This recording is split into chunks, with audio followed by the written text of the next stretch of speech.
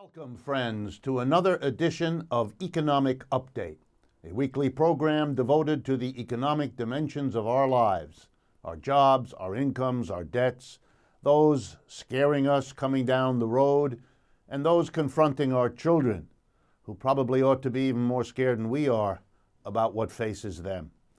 I'm your host, Richard Wolff. I've been a professor of economics all my adult life, and I currently teach at the New School University in New York City. Before jumping into today's economic updates, I wanted to say a word of thanks. It's a good time of year to do that here at the end of January, a full year behind us that we're trying to understand and digest. And I simply wanted to thank the thousands and thousands of people, both in the United States and abroad, who took a moment out to be supportive in all kinds of ways over the last year. It has meant the world to us, to encourage us, to make us believe that all this work pays off in the sense of reaching an audience, of informing an audience, of maybe providing ammunition for moving the world in a better direction than it seems so often to be taking. So thank you from all of us at Democracy at Work and at Economic Update for the support you have so generously provided. It is very much appreciated. Okay, let's begin. There's so many things that happened this last week, it's hard to know where. But let me start with one that deserves comment. American Airlines, one of the major carriers in air traffic in this country, announced this last week that it is going to be joining Delta and United, the other two major air carriers, in providing what they euphemistically call, quote, basic economic or basic economy fares on many of their flights. These are to start on February 10th. Passengers who purchase these new American Airlines no-frills tickets will not be allowed to use the space in the overhead bins. They will be required to board the plane last. Their carry-ons will need to be stuffed under the seat in front of them, or else they will have to pay supplemental fines. They may not be able to get an assigned seat. They may have to wait till the very last minute and take whatever seat the airlines have left and give them to use. They will not get as many miles if they have a miles program. In other words, these are fares for people who cannot pay what otherwise these tickets would cost. American Airlines explained that they have to follow the lead of low-cost, no-frills airlines such as Spirit, Allegiant Air, and Frontier. And then there's a lot of PR around the announcement by American Airlines about what a wonderful service this is to enable people to fly who couldn't otherwise do so by offering them a wonderful opportunity. I remember hearing this sort of nonsense in economics classes, the wonders of the market as it provides a means for people. Stop. This is not a service. This is taking into account that the United States is becoming very quickly a two-class system, if you hadn't already noticed. One class are those able to pay the going rate, and the other ones are too poor to do it. That's because they don't have a job, or the job they have isn't steady, or the job they have isn't full-time, or the job they have doesn't pay the benefits, which they therefore have to pay out of their pocket, or the job's wages are too low, or all of those. And so what we're seeing is the accommodation of business. If they can't get the money out of you the way they did before because you don't have it, they're going to figure out a way to get less money, because that's what the mass of Americans now have, less money, and they're only going to do it if it's profitable. And if that's the case, then the only way they will give you something at a lower price is if they give you a lower something. If you don't understand that, you haven't been paying attention real well to how a capitalist economy works. So the important news here is that the United States is becoming a two-tier society. really fundamentally one class of well-paid people, 5 or 10%, no more than that, and everybody else being pinched. And those who are pinched the most will now be able to squeeze into a seat too small for a human being, unable to use the bins above, which will of course be reserved more spaciously for those who pay more. We see this as well in the food industry, where those who can and will can buy organic food or natural food.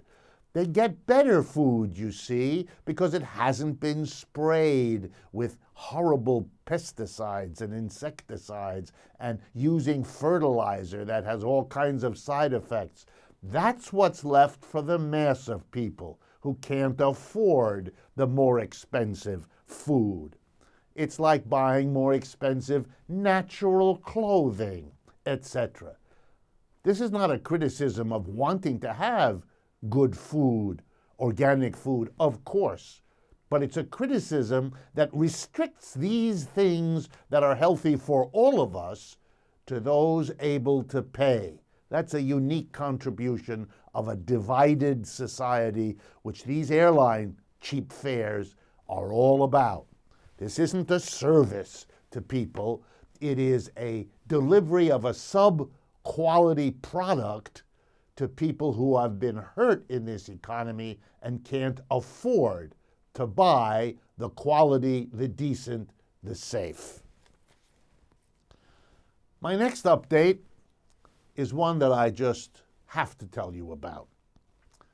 This last week marked the first visit of a foreign leader to our new president, Donald Trump. The name of the leader, Theresa May, and she's the Prime Minister of the United Kingdom. And she's here because her economy is falling apart.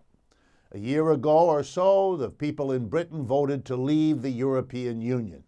This has all kinds of consequences because the British economy depends on its economic relationships with the rest of Europe as much as it depends on anything. And they weren't prepared for this. The Conservative government didn't think it would happen. The Conservative government was overruled by the British people, and there's been real trouble ever since. The value of the British pound fell. The prospects for the British economy are grim in many dimensions. So she's here trying to figure out what she can get for saving Britain from a new president. Likewise, we have a new president in this country who reflects the massive disaffection with the old establishment, Republican and Democratic alike, based on economic results that show a tiny percentage of the people, 1%, doing really well and everybody else nearly in trouble. So we have two economic basket cases, more or less, getting together their two leaders. So you have to really be amazed. It kind of takes your breath away to hear the press release coming out of these two governments about their meeting. It turns out that Prime Minister May and President Trump are going to be talking about a wonderful new alliance between the United States and the United Kingdom that will allow the two together, here we go, to lead the world. What? Lead the world? You can't run your own affairs in a reasonable manner. There's turmoil in both your countries. This is the least popular president to take office probably in our history. The opposition to him begins the first minute he takes office. And this leader in Britain is rollicking around trying to cope with an out-of-control economic decline. They're going to lead the world. This is a wonderful example of politicians not only out of touch, but so far out of touch that they're downright delusional.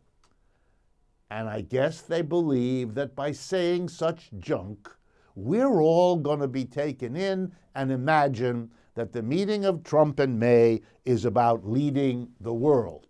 It's about saving their respective political careers amidst an economic crisis larger and longer lasting than they ever imagined.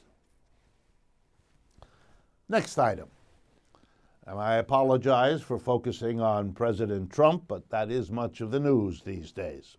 In his inauguration speech, he spoke about carnage, about problems of the American economy. And certainly, as you know from listening to this program, there are plenty of those, and many of them are not getting any better.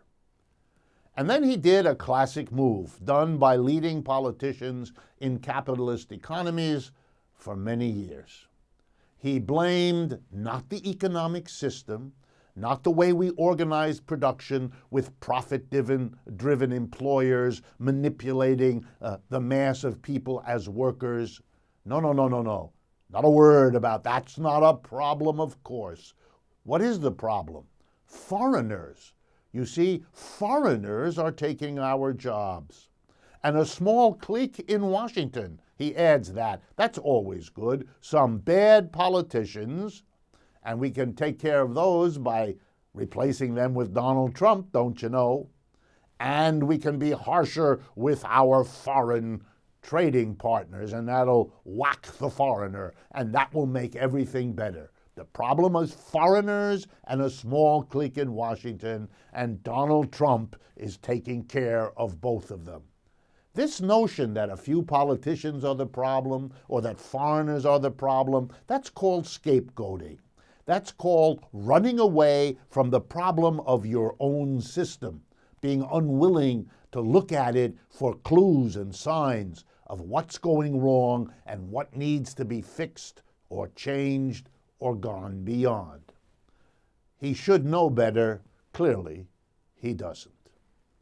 Speaking of not knowing better, let's go to the other side of the ledger.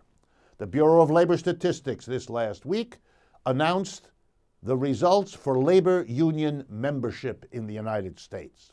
And it turns out in the year 2016 just ended, the percentage of Americans who are in the labor force and who are represented by or members of a union fell yet again, from 11.1% for 2015 to 10.7% in 2016.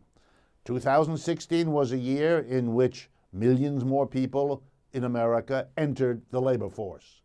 But at the same time that our labor force grew, 250,000 people who had been in unions in 2015 weren't anymore in unions in 2016. 9 out of 10 workers in the United States are not in a union and are not represented by a union. Here is another system, the labor management system, you can call it, the labor organization system, that isn't working for working people. The major institution that fought for their interests in this capitalist economy, for decent wages, working conditions, and all the rest, have been shrinking uninterruptedly for half a century. This is a situation that ought to make all of those who work in labor unions, who support labor unions, turn inward. You can't just blame the corporate sector, although Lord knows it deserves some. And you can't just blame the politicians, although Lord knows they deserve some blame too. You also have to look at yourself, your own policies, your own organizations, your own priorities, and interrogate them as to how and what you ought to do differently if this catastrophe does not to continue. And why do I call it a catastrophe?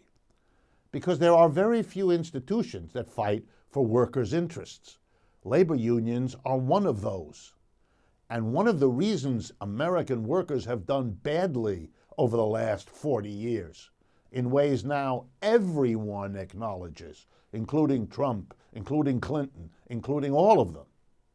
One of those reasons is the decline, the weakness of the American labor movement. For that to continue is to further undermine American workers, no matter what Mr. Trump can or does do, etc., etc. That's why it's important to pay attention to what's happening in and by the labor movement. My next update is about something much in the news these days, Mexico, and the relationship between the United States and Mexico, and Mr. Trump's literally never-ending effort to heap every kind of blame he can on the Mexican people, on the Mexican government, on Mexico, as if it were the big problem for the United States. It never was, it isn't now. This is a game, a distraction. But let's look at what Mr. Trump proposes for you to see just how much of a fakery this all is. Let's begin by assuming that Mr. Trump and the Republican Congress can actually carry through on the problems and the threats as they see them. Apparently, Mr. Trump has issued the order to build a wall. Apparently, he's going to go through with tariffs, blocking the freedom of the Mexicans to produce goods cheaply there and sell them into the United States, which they have been doing without paying any duty, because that's what the NAFTA arrangement passed in 1994 allows them. Let's suppose it all stops, that American companies can't or won't produce cars in Mexico. They'll produce them instead here in the United States, and that's what Mr. Trump says is his goal. Well, let's follow the logic. If you produce cars in the United States instead of Mexico, here's one problem you immediately have if you are Ford, General Motors, Chrysler, or any other company. You're going to have to pay American wages. You're going to have to pay American wages that are significantly higher than the wages you can get away with in Mexico, which is why those companies went to Mexico. Not only that, you are now going to face the reality that you have a competition, if you're an American company that's moved your production back into the United States. You're going to be competing around the world with Japanese companies and South Korean companies and French companies and German companies and Italian companies who are not being forced by their respective governments to do anything of the sort. They will continue to produce cars in Mexico. Thank you very much. Picking up the laborers that Americans fire down there and producing cars that they can sell at a much lower price and still make a profit because they are paying Mexican workers so much less. So around the world, where the United States might have thought that they could sell cars, they can't, because they can't compete since they've been excluded from producing cars in Mexico. And by extension, Mr. Trump seems to want to prevent that production abroad from happening in China and other countries, so we can expect it to continue. That's going to force American companies, pressured to produce here in the United States, either to price their cars where they can't sell them. And by the way, that means pricing cars much higher than they now are, because you've got to pay American level wages. But note two things. Wages in the automobile sector have been coming down because of the crisis of the auto industry. So they don't have to produce cars, pay wages what they once did to American workers. So the impact on the American economy won't be that big. But if it is, if it really prices American cars produced in America at a price that's uncompetitive, then we know what corporations will do. They will substitute machines for people. That's how they'll try to compete. That's how capitalism works. They'll automate. And in the world of automobile production, that means robots. They will replace workers with robots and thereby achieve, they hope, the economies that will allow them to compete with folks that are still producing in Mexico using the low wages. So whatever jobs they might have created here will not, in fact, be created because of robots. And here comes the best part. The world market in robots is dominated, get ready, by Chinese and Japanese producers. So the American car companies will likely be importing Chinese and Japanese robots to remove American workers. I could go on, but Mr. Trump hasn't thought any of that through and clearly hopes we don't either, so that the TV or made-for-TV spectacular of doing something to the Mexicans is supposed to make us believe that all of this will work out for working people. It hasn't. There aren't any working people involved in any of this. The few workers who cheer this are fooled by Mr. Trump into not investigating what this all means. Nor am I done. What will happen also is that Mexico may very well be plunged into an unlivable situation. There, the combination of American companies shutting down or even just not coming at the pace that they have been coming in the past means fewer jobs for Mexicans. In the wall that is to be built also means that you're shutting off, perhaps to a significant degree, the flow of desperate Mexicans into the United States. Let's put those together.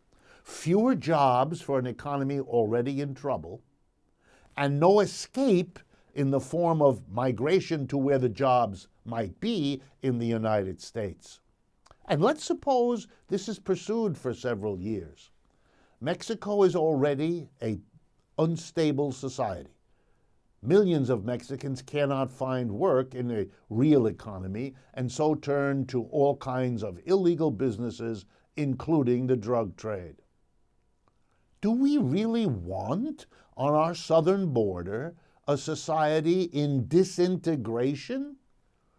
We can blame it on them all we want, but what Mr. Trump's proposals amount to is a direct, serious aggravation of an already unstable society. And I won't go into the imagery and the symbolism. A wall, like the Berlin Wall maybe, where desperate people will try to find a new life the way immigrants have always to the United States, but this time there'll be a war and there'll be people shooting at them in case they try to climb over it. Yes, every day in the newspaper, pictures. Really? This is a way to solve your problems? Wow. And speaking of solving problems, President Trump also removed the United States from the TPP, the Trans-Pacific Partnership. What an interesting idea. This is part of the notion that the problems of America are about globalization, about the movement of capitalists around the world.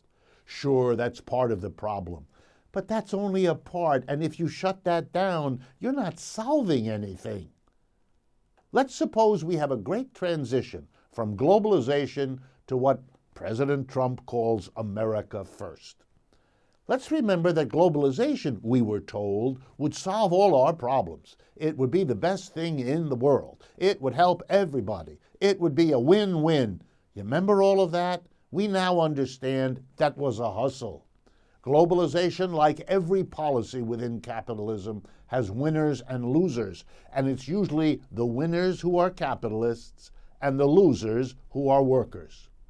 To believe that that basic story will change when we go from a globalization policy to an America First policy bespeaks an extraordinary naivete. Look at the people Mr. Trump has chosen to do his policy. It's the richest collection of billionaires ever to be in a cabinet. These are people with long histories of anti-worker automation, anti-worker policy, anti-worker pricing.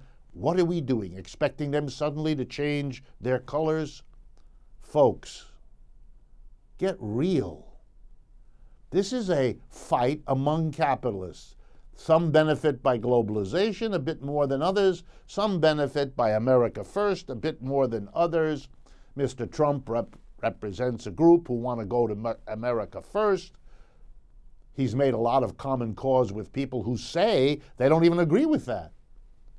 They'll fight it out. And the only thing we know for sure is that the working classes who were shafted in the one system are scheduled to get the same treatment in the other. These are struggles that working people do not belong in worrying about. Our problem is a system that tends to screw the mass of workers. no matter what the governing government's policy is. What you can be sure is they cannot and will not fundamentally frustrate the capitalist class, because that's what put them in power. They can and will support that class, pander to that class, and if that costs the mass of working people, then so be it. That's been the policy of every other political cabal at the top of the system. There is absolutely no reason, looking at the folks gathered around Mr. Trump, to imagine it'll go any other way. Last update that we have time for. A new study of colleges across the United States that comes out of something called the Equality of Opportunity Project, and led by people around Professors Saez and Piketty, whose work on income inequality I quote quite often. This new report, issued last week, comes up with an interesting piece of information. The elite colleges in the United States, those that have the highest standards and those are the most selective, it turns out, this shouldn't surprise you, but maybe it will, they discriminate tremendously. They take an overwhelming portion of their students from the richest families in the United States, and they take precious few from the majority, the bottom two-thirds. Let me give you just the numbers for Harvard. That's a school I went to, so I pay close attention to it. Here's the results for Harvard.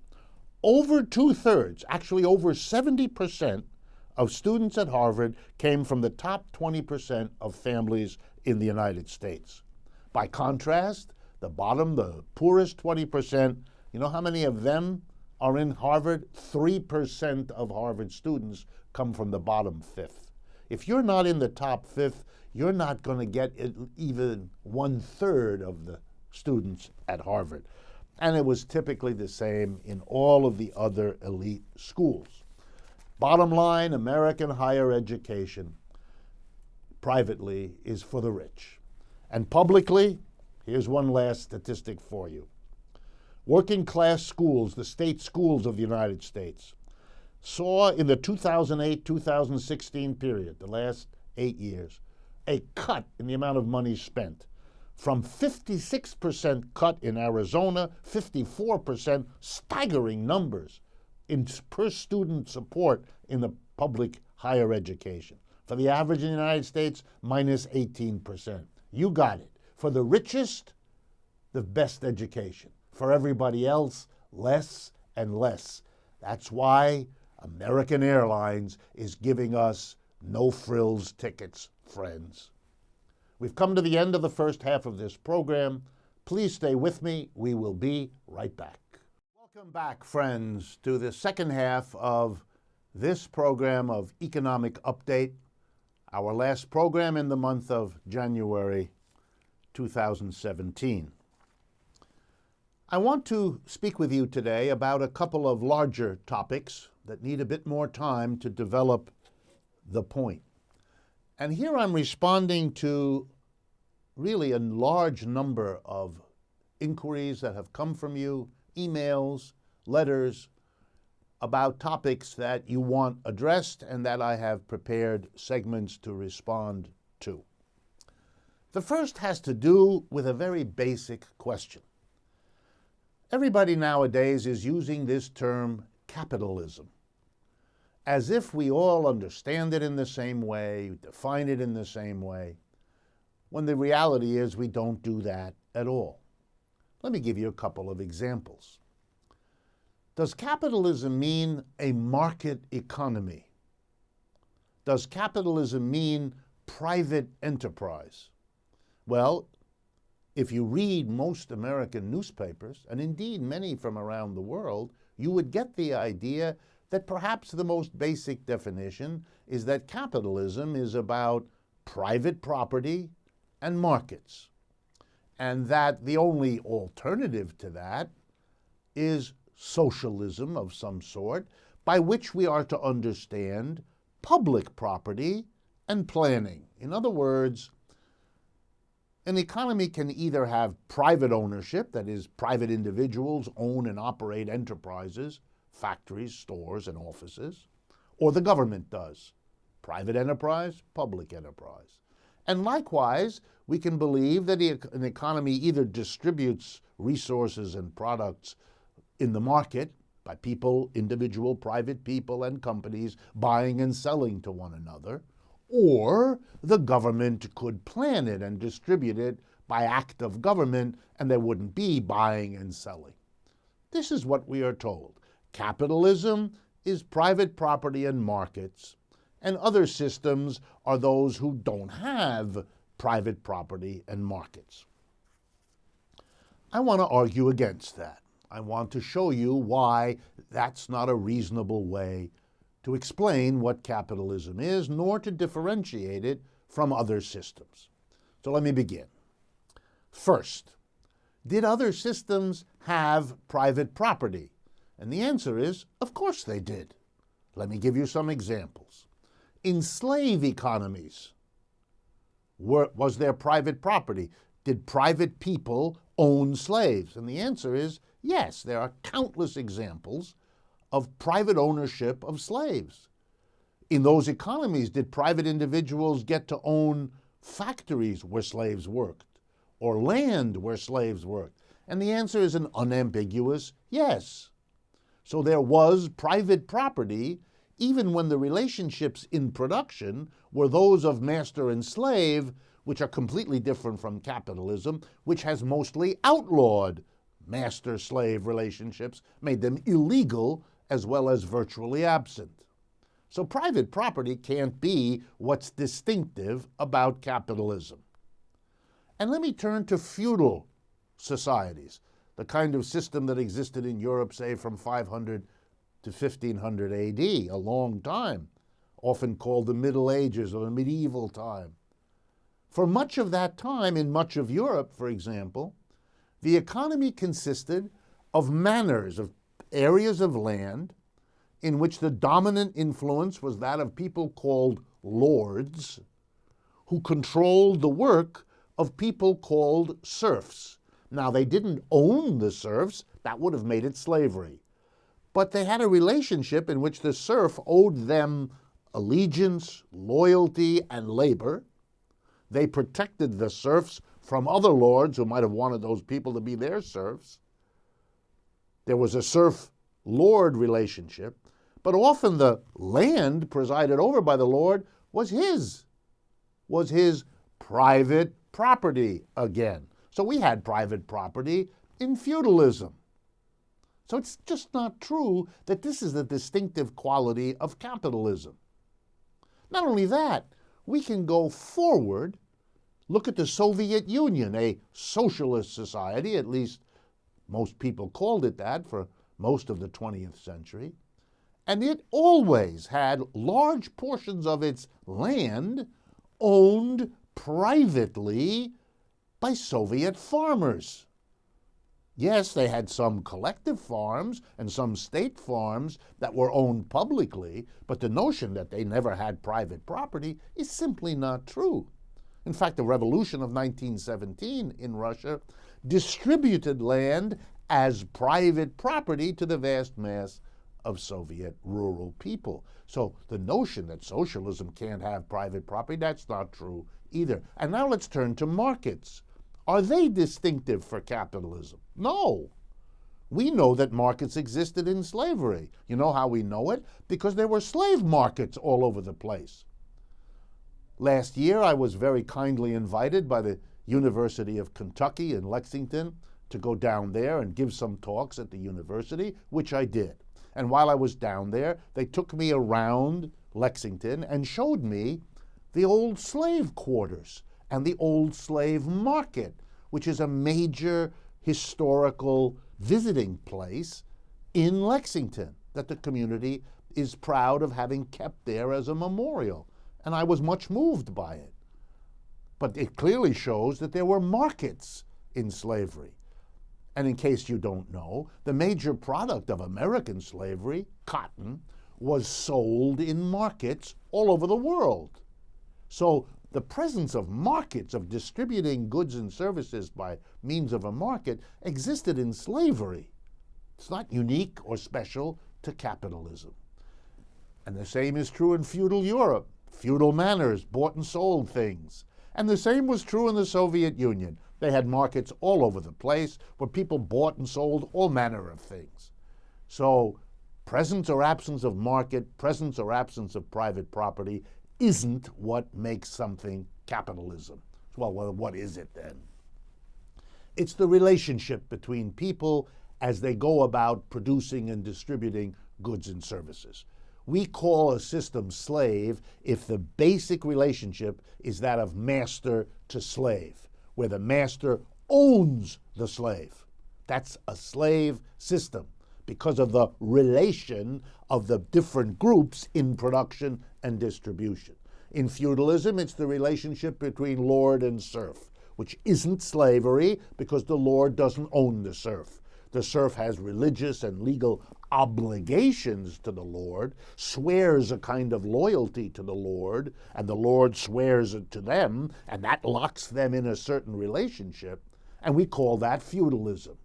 What is distinctive about capitalism is then the relationship, and here it is. It's the relationship of employer to employee. It's a contract between two independent units. One offers a wage to the other, and the other, in return, provides labor. That's the deal.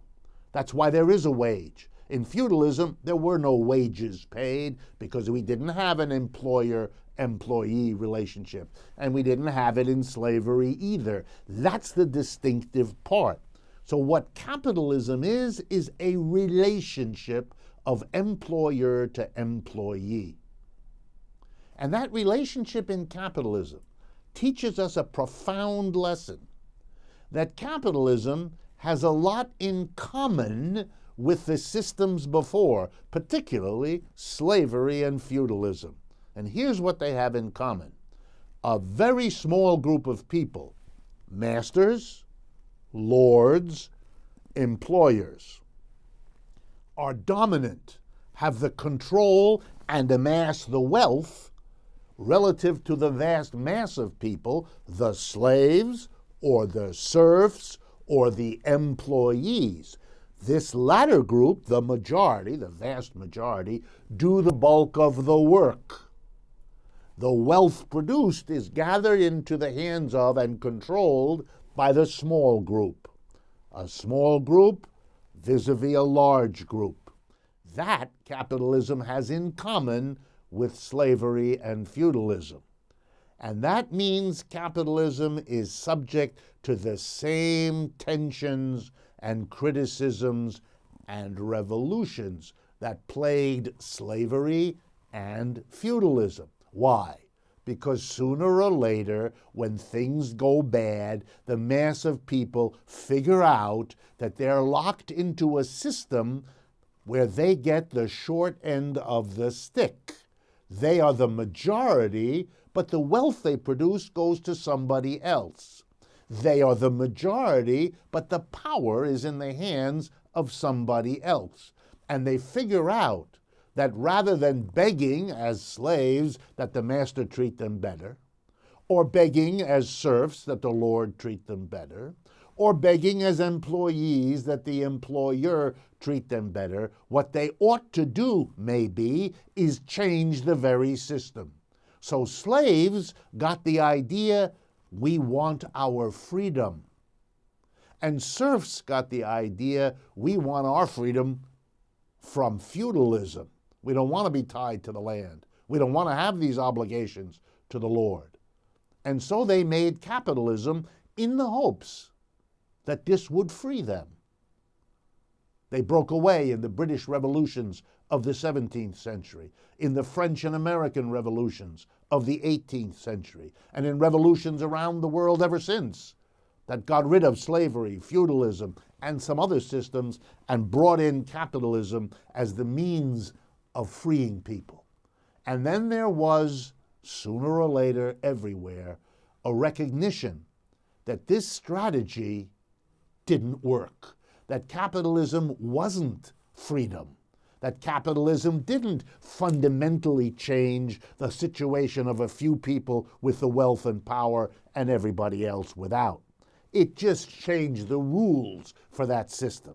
It replaced master-slave, lord-serf with employer-employee, so that what remained, if you were going to achieve the freedom that people in all those systems sooner or later felt, was a system that didn't organize production that way, that didn't divide the people who participate in producing and distributing goods and services into a minority with the wealth and power and a majority who do the work. And the only way to do that is to democratize the enterprise, whether it's a farm or a factory, a store or an office, to make it such that we don't have order givers, order takers, that everybody is a part of a community that together divides the work. And if somebody has to be for a while in the position of order giver and others order takers, we rotate that. So you're an order giver for a while and you're an order taker for a while, so you don't get locked into either one, so we don't reproduce the lord versus the serf, the master versus the slave, and the employer versus the employee. That's what a socialized or a democratized or a communalized workplace is all about. Capitalism exists so long as you don't question, you don't criticize, and you don't move beyond yet another small group power, mass of workers situation. Capitalism didn't change that. It just gave it a new form.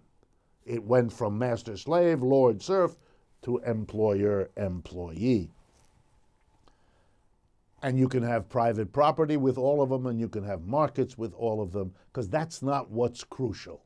What's crucial is the relationship among people as they go about producing the goods and services without which we cannot live. This is an important matter, because if you want to solve the problems of capitalism, especially now that it is working so badly for such a large majority of people, we're at the edge of the recognition by people that the problem is the system, not this or that politician, not this or that law or regulation, or this or that trade treaty, or any of the other diversions, deflections, distractions. The problem is the system. People in slavery eventually figured it out and went beyond that. People in feudalism eventually figured it out and went beyond it. And people in capitalism are in the process of figuring out ... Let me turn to the next major topic for today that you've asked me about. The question of jobs. Some of you have said to me, well, isn't it good that President Trump is fixated on getting more jobs for Americans and putting them back to work and all of that? And isn't it therefore even worthwhile listening to him when he justifies restarting those pipelines in the Midwest that so many have protested against, and uses as one of the justifications for doing this environmentally disastrous thing, this thing that abuses our long, sad history with indigenous Americans and so on? He justifies it by saying it will create jobs. This is something that has to be confronted in a direct way. Are we supposed to listen to presidents and other politicians telling us that the only way we can get jobs for Americans is to pander to one or another capitalist? Because that's really what we're being told.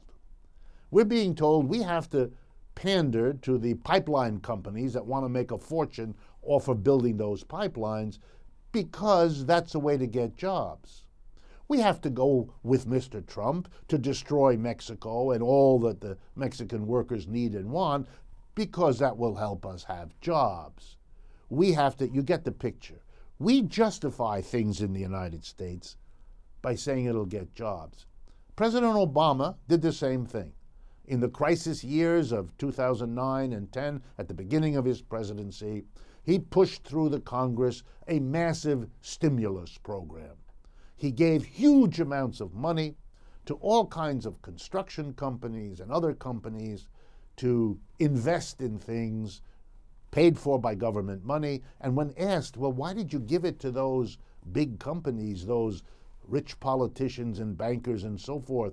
Because the mass of people need it more. He explained, this will create jobs.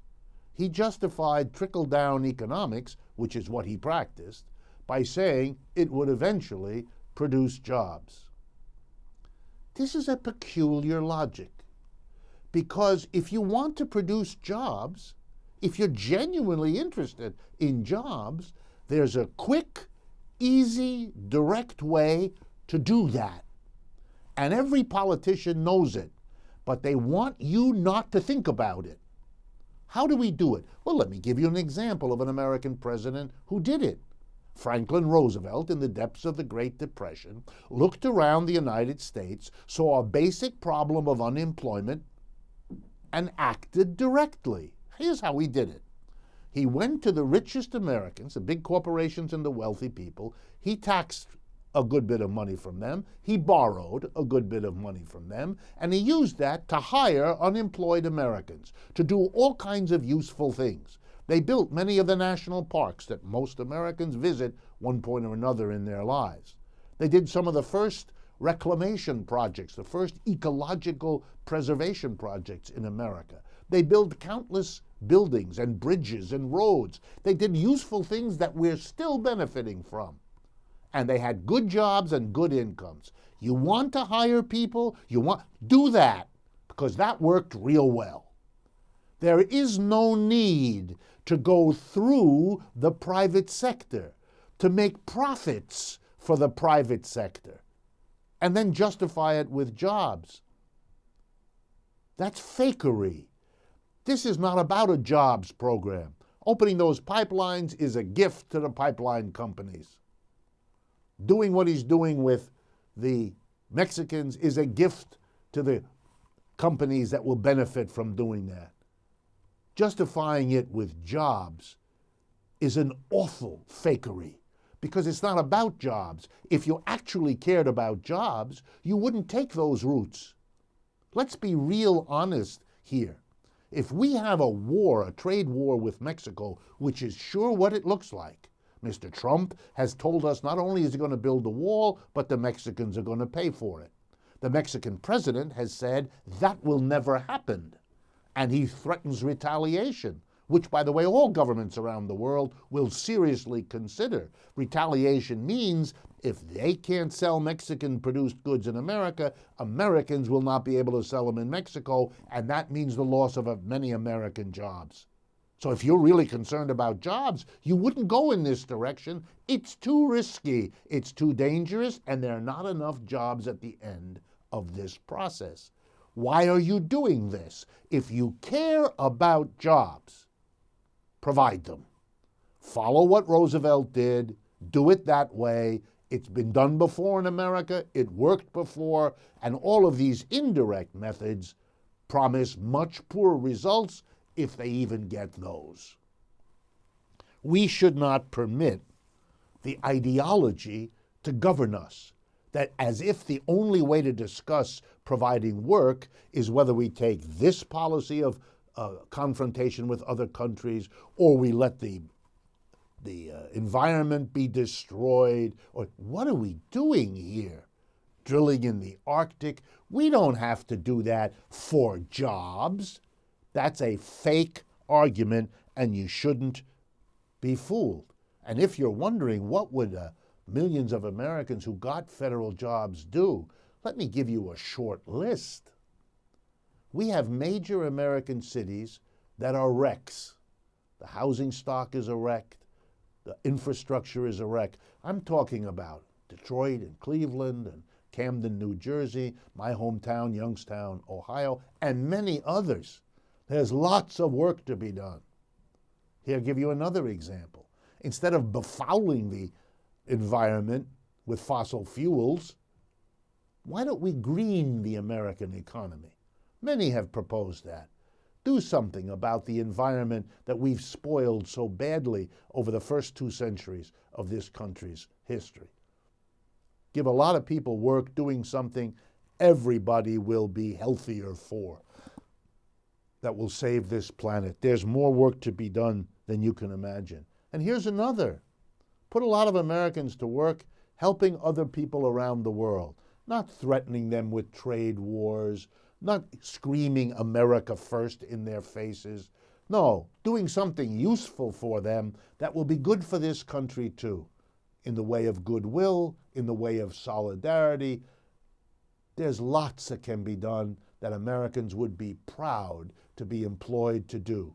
If you care about employment, you would have done it directly because it's the fastest, quickest, and best way for us.